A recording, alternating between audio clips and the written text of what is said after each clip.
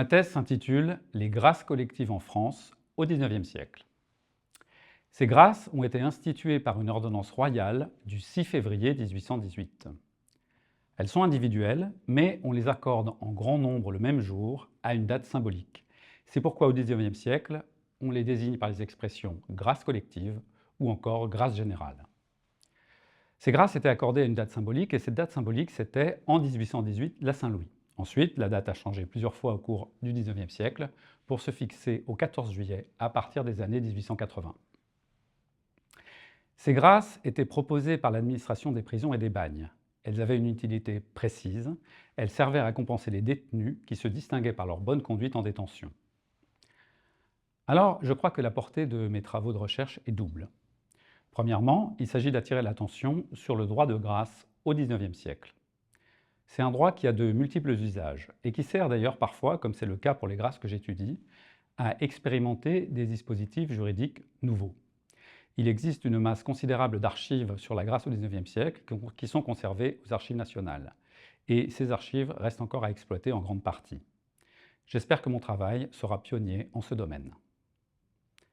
Le second point, c'est l'éclairage apporté à l'histoire de l'exécution de la peine de détention.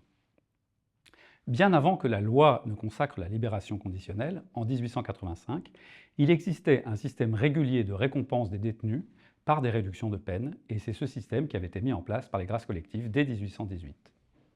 On peut d'ailleurs remarquer que des usages similaires du droit de grâce s'observent à la même époque dans les autres pays européens et en Amérique du Nord. Cependant, ces politiques de récompense des détenus se sont révélées décevantes par rapport à l'objectif qu'on leur avait fixé, et qui était l'amendement moral du délinquant. Par exemple, en France, on se rend compte que les grâces collectives servent d'abord à maintenir l'ordre en détention et finalement peu à amender le détenu.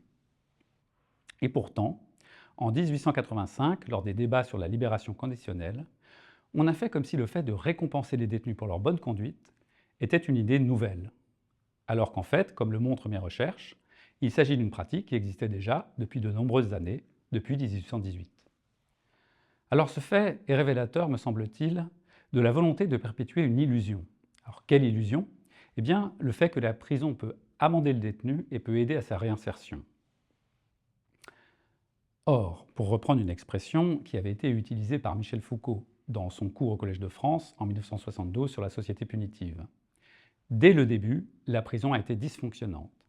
C'est-à-dire que, dès le début, la prison n'a pas rempli les objectifs qu'on lui assignait et qui étaient justement l'amélioration morale des délinquants.